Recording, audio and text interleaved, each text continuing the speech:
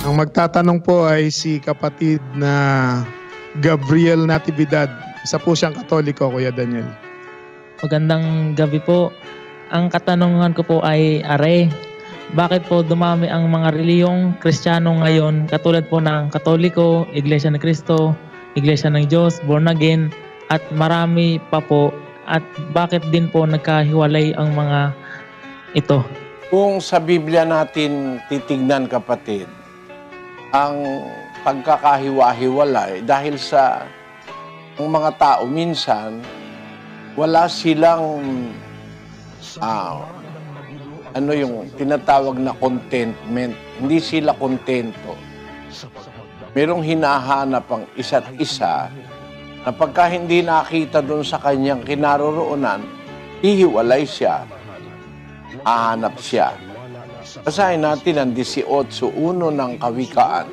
Ang humihiwalay ay humahanap ng sarili niyang nasa at nakikipagtalo laban sa lahat na magaling na karunungan. Yun. Yung humihiwalay, sabi ng Diyos, ang Diyos kasi nakakaalam ng kaisipan, ng puso ng tao. Yung nanwikang humihiwalay, humahanap yun ng kanyang sariling nasa. Pero siyang gusto na sarili, hindi niya makita doon sa kanyang sinasamahan, hihiwalay siya. Tapos makikipagtalo siya doon sa kanyang hiniwalayan.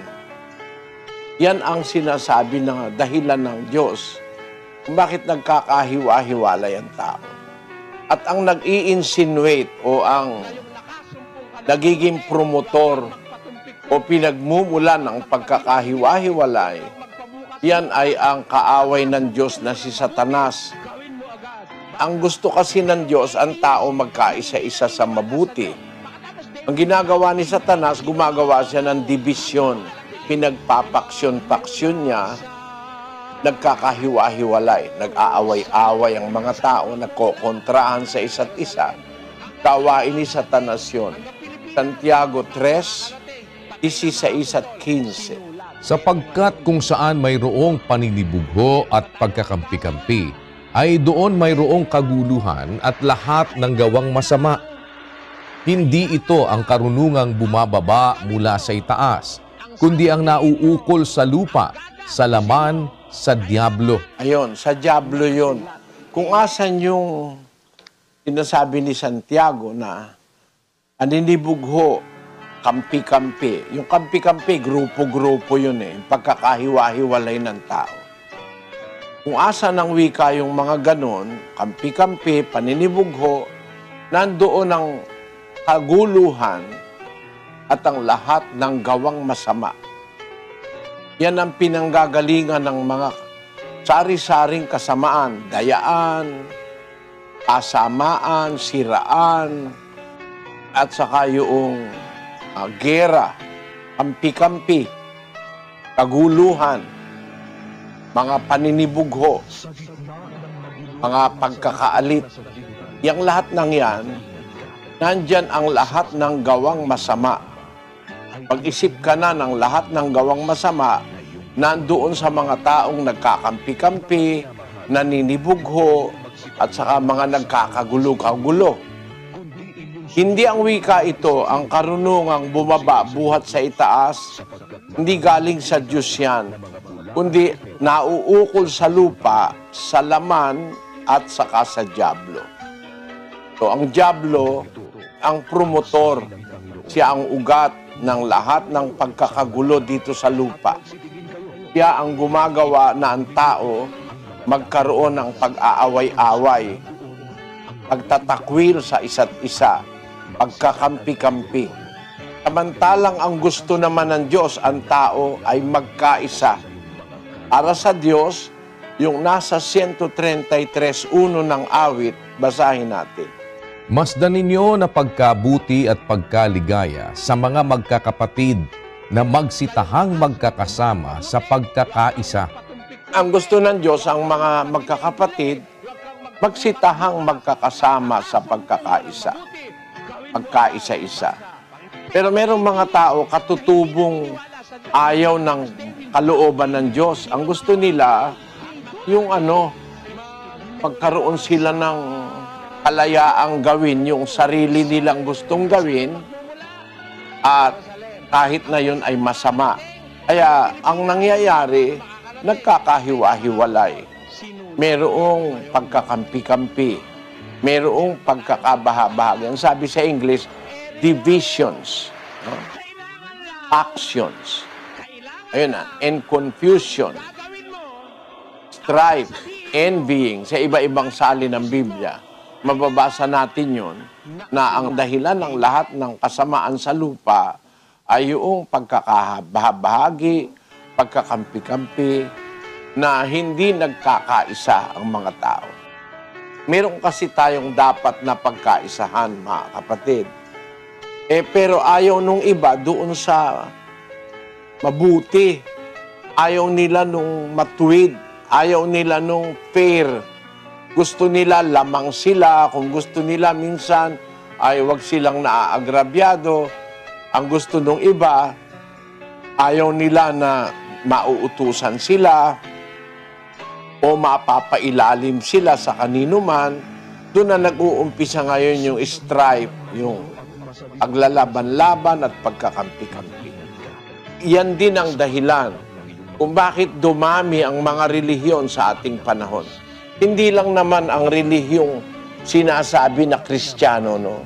Kasi yung tunay na Kristyanismo, hindi dapat magkahiwa-hiwalay yun eh.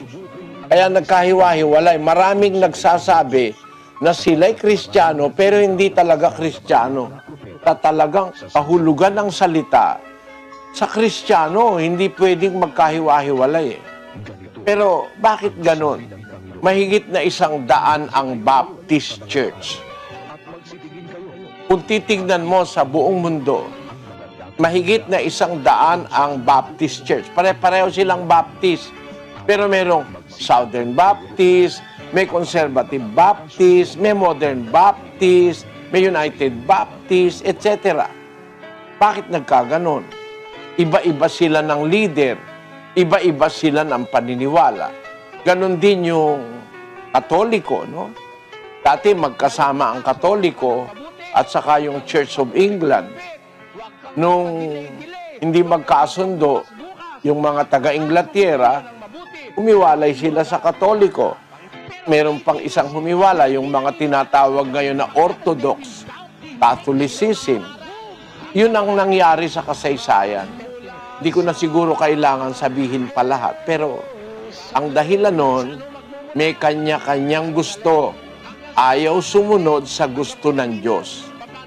Kagaya halimbawa ng pinagkahiwalay ng Katoliko at saka ng Orthodox. Ang gusto ng Katoliko, merong ribulto.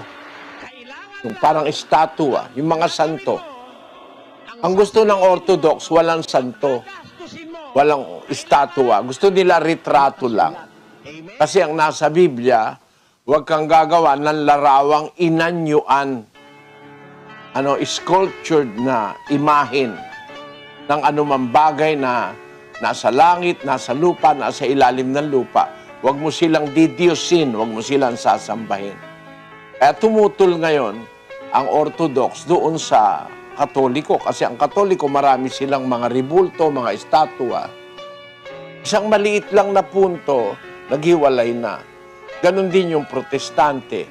Nang humiwalay sa Katoliko ang Protestantismo, may mga sinasabi si Luther, si Martin Lutero.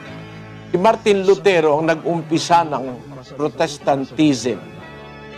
Tutol siya sa ginagawa ng Papa sa Roma na nagbebenta ng kapatawaran. Tinatawag nilang selling of indulgences. Ayan o, pakinggan mo ha. Ito ang record na nasa history. Basahin natin ang kasaysayan. Bakit nahiwalay si Luther, isang paring Katolikong Aleman, sa mainstream Catholic Church. Kaya bumangon ng Protestantismo. Basahin natin, kapatid natin. Luther was ordained to the priesthood in 1507. He came to reject several teachings and practices of the Roman Catholic Church. In particular, He disputed the view on indulgences. Luther proposed an academic discussion of the practice and efficacy of indulgences in his 95 Theses of 1517. Excommunication on June 1520. The Pope warned Luther with the papal bull edict Exsurge Domen that he risked excommunication unless he recanted 41 sentences drawn from his writings, including the 95 Theses, within 60 days. That autumn, Johann Eck proclaimed the bull in Meissen and other towns. Karl von Miltitz, a papal nuncio, attempted to broker a solution, but Luther, who had sent the Pope a copy of On the Freedom of a Christian in October, publicly set fire to the bull and decretals at Wittenberg on 10 December 1520, an act he defended in Why the Pope and his recent book are burned and assertions concerning all articles. As a consequence, Luther was excommunicated by Pope Leo X on January 3, 1521 in the bull Dicet Romanum Pontificem. Ang kasaysayan ni Luther, ang Papa mismo ang nagtiwalag sa kanya kasi marami siyang mga sinasabing laban sa Katoliko, ay sabi ng Papa, bawiin mo yan. 41 bagay ang ipinapabawi ng Papa sa kanya. Hindi niya binawi. Sumulat ngayon yung Papa na sabi, bawiin mo. Hindi binawi, sinindihan niya yung sulat. Tapos ay nagdeklara siya na laban siya doon sa mga ginagawa ng mga Katoliko, bagaman dati siyang paring Katoliko. At ayun, gumawa ang Papa Leo X on January 3, 1521, the bull Dicet Romanum Pontificem. Iwalag siya. Doon nag-umpisa ngayon ang Protestantismo, kapatid. Siguro yung iba, hindi naman nila na papagtuunan ng pansin. Ano? Pero kaya humiwalay si Luther sa Katoliko, marami siyang napupuna na mga maling ginagawa sa Katolisismo. At hindi siya para manira kasi pari rin siya. Para lang yung ating mga pari dito sa Pilipinas nung araw na kinagalitan ng mga prailing pari na sumakop sa atin nung pumunta sila rito sa Pilipinas, yung mga praile, yung mga Espanyol na pari. Galit sila sa ating mga paring, pagaman sila pari ring Katoliko, siguro meron silang nakikitang hindi tama. Nagsasalita sila ng hindi nila gusto. Ayan, pinatay yung 3 pari una, yung Gombursa, Padre Gomez, Burgos at Zamora. Mga paring Katoliko yan. Ipinapatay nila yan. Tapos meron pa sa Cavite, yung tinatawag na 13 martires, 13 mga martir na pinapatay ng gobyerno Espanyol na Katoliko sa Pilipinas. Yan, baka ngayon sa ating panahon, wala nang nakakaalam na mga kabataan ng istorya noong pagpapatay. Kagaya ni Jose Rizal na ating pambansang bayani, ipinapatayan ng gobyerno Katoliko na noon ay nakakapaghari sa Pilipinas. Ang dahilan kasi si Rizal nagsulat ng Noli Me Tangere at ng mga iba't ibang aklat na bumabatikos sa paniniwalang Katoliko. Yung El Filibusterismo at saka yung Noli Me Tangere. Na diyan sa aklat ng Noli Me Tangere, sinasabi ni Rizal, hindi totoo yung aral ng Katoliko na purgatorio. Wala yun sa Biblia. Doon sa pahina 72 ng Noli Me Tangere ay kanyang ipinaliliwanag na hindi totoong mayroong purgatorio. Kaya nakagalitan siya ng mga pari kasi siguro hindi nila mapatunayan talagang may purgatorio. Ganyan ang mga nangyayari. Kaya ang mga relihiyon, hindi pwedeng magkaisa-isa talaga. Meron kasing mga tao, ayaw talaga sa totoo. Ayaw. Sa 3:19 ng Juan, ang sabi ganito. At ito ang kahatulan, na naparito ang ilaw sa sanglibutan, at inibig pa ng mga tao ang kadiliman kaysa ilaw, sapagkat masasama ang kanilang mga gawa. Ang mga tao ayaw ng ilaw, ayaw ng liwanag. Mas gusto pa nila yung dilim. No? Sa spiritual, pati sa literal, tama yan eh. Ang tao pag gumagawa ng masama, mas gusto niya sa dilim niya ginagawa eh. Ha? Ayaw niyang nakikita siya. Ngayon, ganun din naman yung sa spiritual.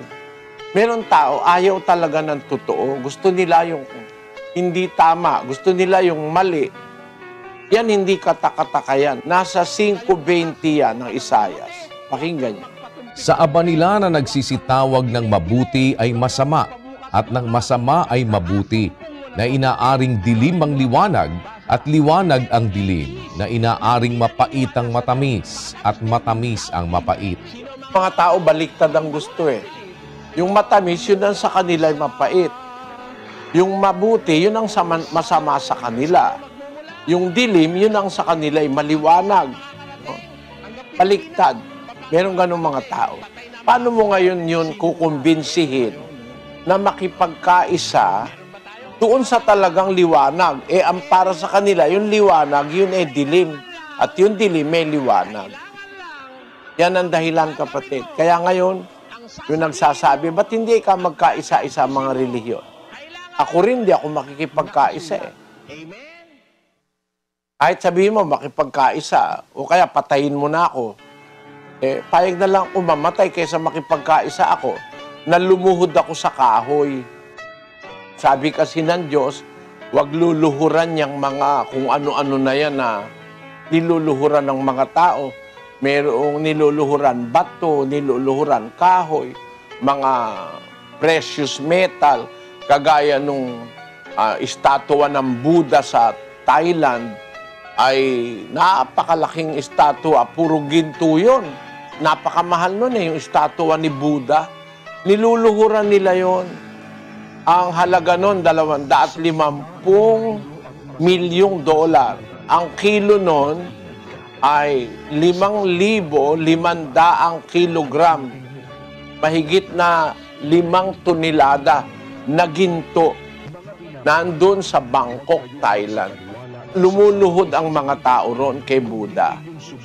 Siguro, kung sasabihin mo, magkaisa-isa. Ayokong lumuhod kay Buddha. Kasi, tao rin yun. Ba't ko luluhuran yun? Nagtataka lang ako sa Katoliko, no? Bakit? Kagaya mo, kapatid na Gabriel, Katoliko ka. Lumuluhod ka rin sa mga ribulto di ba? Di mo naman maikakaila sa akin yan. Bawal ng Biblia yun Naluluhod ka, hindi naman Diyos yun. Kahoy yun, bato yun, simento, ribulto yun. Luluhuran mo. Miski tignan mo sa Biblia, miski tignan mo sa Pasyong Katoliko, hindi dapat luluhuran yun. Sabi nga dun sa Pasyon, sa pahina 40, sukat mong maalaman, kasulat na papalaman, ang poong Diyos nga lamang siyang dapat naluhuran at sambahin gabi't araw. Ayun, nasa Pasyon yan, kapatid. Sinulat yan ni Padre Mariano Pilapil. Kinakanta yan ng Katoliko pag mahal na araw. Bakit naman kasi yung Pasyon na yan, hindi nyo iniintindi? Yung ibang bahagi ng Pasyon, kinopya yan sa Biblia. Yung pahina 40 na yan, yung paragraph na yan, nasa Biblia yan, na dapat mong luluhuran ang poong Diyos lamang. Pag sinabi yung salitang lamang, wala ka ng ibang dapat pang luhuran. Ang Diyos lamang ang dapat niluluhuran. Lumuluhod ka sa elepante, lumuluhod ka sa baka, lumuluhod ka kay Buddha sa tao, lumuluhod ka sa anghel, lumuluhod ka kung kani-kanino. Tinan mo naman ito. Lumuluhod pati nga sa ahas at sa daga, lumuluhod itong mga Bombay na ito. Kung sasabihin mo sa akin, ba't hindi na lang magkaisa-isa, kapatid na Soriano? Ayoko na, kayo na lang. Kaya ako luluhod sa ahas, tukain pa ako niyan. No? May lumuluhod sa ahas. Ba't ka luluhod sa ahas? Ba't ka luluhod sa baka? Imbis na kainin yung baka, niluluhuran. Ang baka binigay ng Diyos para kainin ng tao, makatulong ng tao, maging pagkain. Ang ginawa nitong mga Bombay na ito, na mga Hindong ito, sinamba ba naman yung baka? Meron pa nga ako nakita nung araw habang nakaluhod siya sa baka, tumain naman yung baka. Biglang tumae, pumuslit. Sabi ko, yan ba ngayon ang gagawin mong Diyos? Bastos, walang moral. Kasalukuyan mong niluluhuran, tapos tumae. Buti hindi sa mukha niya tumae, no? Yan masasabi natin, kapatid, huwag kang magagalit, kalukuhan yan kalukuhan. Luluhuran mo, taong kapwa mo tao. Si San Pedro, luluhod ka. Kay Santa Maria, luluhod ka. Luluhod ka kay San Pablo, kay San Juan. Tao rin yun, kapareho lang natin yun. Yung talagang Pedro, lumuhod si Cornelio. Ayaw ni Pedro, pinagbawalan niya si Cornelio Basahin natin ang 10:25 ng Gawa. Pakinggan nyo. At nangyari na pagpasok ni Pedro ay sinalubong siya ni Cornelio at nagpatira pa sa kanyang paanan at siya'y sinamba. Datapot itinindig siya ni Pedro na sinasabi, magtindig ka, ako man ay tao rin. Tao rin ako, sabi ni Pedro. Ito yung Pedro'ng buhay, yung apostol nung araw. Sinalubong ni Cornelio, lumuhod siya, sapagkat yung pagluhod, pagsamba yun Pagka lumuhod ka, tantamount, sinasamba mo. Ang nangyari, sabi ni Pedro, tumindig ka, tao rin ako, ano ka? Ayun. Sa Diyos ka lang dapat lumuhod. Nasa 4 yan ng Mateo, versikulo 10. Nang magkagayoy sinabi sa kanya ni Jesus, humayo ka, Satanas, sapagkat nasusulat, sa Panginoon mong Diyos sasamba ka, at siya lamang ang iyong paglilingkuran. Kasi sabi ni Satanas sa Panginoong Jesus, lumuhod ka sa akin, pagpatira pa ka sa akin, bibigay ko sa iyo lahat ng kayamanan sa mundo. Sumagot ang Panginoong Jesus, umayo ka, Satanas, sapagkat nasusulat, sa Panginoon mong Diyos sasamba ka, sa Kanya ka lang luluhod, siya lang ang iyong paglilingkuran. Huwag kang luluhod sa iba.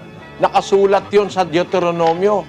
Huwag kang gagawa para sa iyo ng larawang inanyuan, kawangis ng anumang anyong nasa itaas sa langit, o nasa ibaba sa lupa, o nasa tubig sa ilalim ng lupa. Huwag mong yuyukuran sila. Thou shalt not bow down thyself unto them. Huwag mo silang luluhuran. Kahit sino pa, huwag kang luluhod. Itong mga lumuluhod sa tao, kunyari sa Diyos daw sila, lumuluhod sa tao. Ba't ka luluhod? Bawal nga Yung totoong Pedro, ayaw nga paluhurin si Cornelio Si Pablo rin, at saka si Apostol Bernabe, dalawang apostol sa Hintil, luluhuran sila ng mga taga-talikaw niya. Luluhod sa kanila. Ang ginawa ni Pablo at ni Bernabe, inalis yung damit nila, nagtatakbo. Ba't nyo ginagawa yan? Mga tao rin kami, nagsisisigaw sila. Huwag nyo gawin yan, huwag kayo magsiluhod sa amin. Tao rin kami, sabi ni Pablo. Pinakita niya yung kanyang katawan na hubad. Pinapak nila yung kanilang kasuotan para ipakitang tao nga rin sila. Kasi gusto silang sambahin nung mga taga roon. Ngayon, ang punto ko, kapatid na Gabriel, Mga apostol mismo na nagmimilagro, naghihimala, ayaw silang paluhod. Sabi nila, tao rin kami. Pagkatapos ngayon, ginawa mo ng rebulto, kahoy. Kahoy naman luluhuran mo ngayon, pagpoprosesyon mo pa. Lalo namang mali kung yun talagang buhay na apostol ayaw paluhod. Ito ba namang kahoy lang na ito? Binihisan lang ng parang tao, iluluhuran mo. Sabi ng pasyon, babalik tayo. Sukat mong maalaman sa sulat na papalaman ang poong Diyos nga lamang. Lamang, walang iba. Siyang dapat naluhuran at sambahin gabi't araw. O ngayon, yayayain mo ako sa Katoliko, makikipagkaisa ako sa inyo. Hindi ako papayag. Ayoko kasi lumuhod sa tao. Bawal ng Biblia yan. Kaya dyan, ang kapatid na Gabriel, yan ang mga dahilan kaya nagkahiwa-hiwalay na ang mga relihiyon. Pero kami, hindi kami humiwalay kahit kaninong kahit kaninong relihiyon na katutubo. Kami ay naging kaanib sa Iglesia ng Diyos sa panahon ng kapatid na Nicolas Perez. At nung mamatay si kapatid na Nicolas Perez, nagkaroon din ang pagkakahiwa-hiwalay. Ang aming panig na ito, nagpatuloy kami doon sa pagsunod sa sinasabi ng Biblia. Kasaysayan na yan ang relihiyon sa lupa. Talagang nagkakahiwa-hiwalay. Ang Protestantismo nagkahiwa-hiwalay din. Merong Baptist, merong Fundamentalist, merong Seventh-day Adventist, merong Mormonism, merong Jehovah's Witnesses. Ang dami. At ang talagang dahil niyan, ayon sa Biblia, nagkanya-kanya. Ayaw kasing sumunod doon sa talagang kagustuhan ng Diyos. Sana naunawaan mo, kapatid na Gabriel. Maraming salamat po. Salamat din. Sana tuloy kang makinig, kapatid, na anyayahan kita. Magsasagawa kami ng pag-aaral ng aral ni Kristo, yung mga turo ni Kristo, mga utos, may bawal ba o wala bang bawal. Lahat ng yon pag-aaralan namin. Nanyahan kita, kapatid na Gabriel. Balik ka. Huwag ka magagalit pag nagsasalita ako. Palagay mo, yung sinasabi ko, mali. Hindi, huwag mong tanggapin, palagpasin mo lang. Pero baka naman yung sinasabi ko, tama, nasa Biblia. Tignan mo, suriin mo, no? Pag-aral ka. Kasi hindi naman dapat tayo na lagi na lang tayong, parang tinatamad para tayong. Pagdating sa relihiyon, ang tao, tamad Napapansin ko, maraming tao tamad sa relihiyon. Ang sisipag nila, nakita ko yung mga Chinese, ang sisipag, ang bibilis magtrabaho, bibilis maglakad. Pumunta ako sa Hong Kong, di ko maabutan yung mga naglalakad Kaya ako nagmamadali yun. Kasi may trabaho yung mga yan, sabi. Bakit ako hindi sumakay sa sasakyan? Kasi mahal ang sasakyan dito.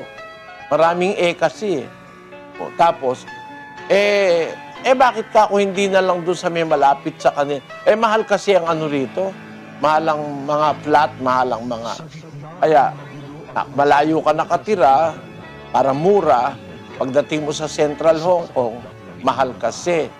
Kaya lagi silang nag-aapura, mga Chinese.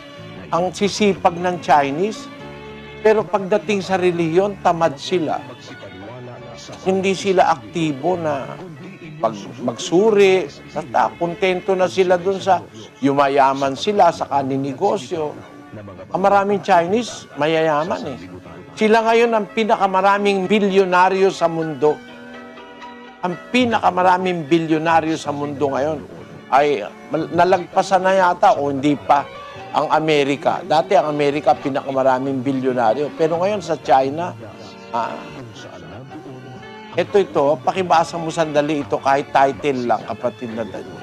Ang sabi po, China gets a new billionaire every 5 days. Bawat 5 araw, may nagiging bilyonaryo sa China. At yan, bilyonaryo sa dollar, hindi sa peso. Hindi sa kung sa anumang ano. Kaya, ang sisipag ng mga Chinese, hanga ako sa kanila. Kaya lang, ba't pagdating sa relihiyon, parang wala silang oras. Ganon din, mga Pilipino, ganon din eh. Basta kontento na tayo sa ating mga relihiyon, hindi na tayo nagsusuri. Kung niloloko na tayo, dapat nagsusuri tayo.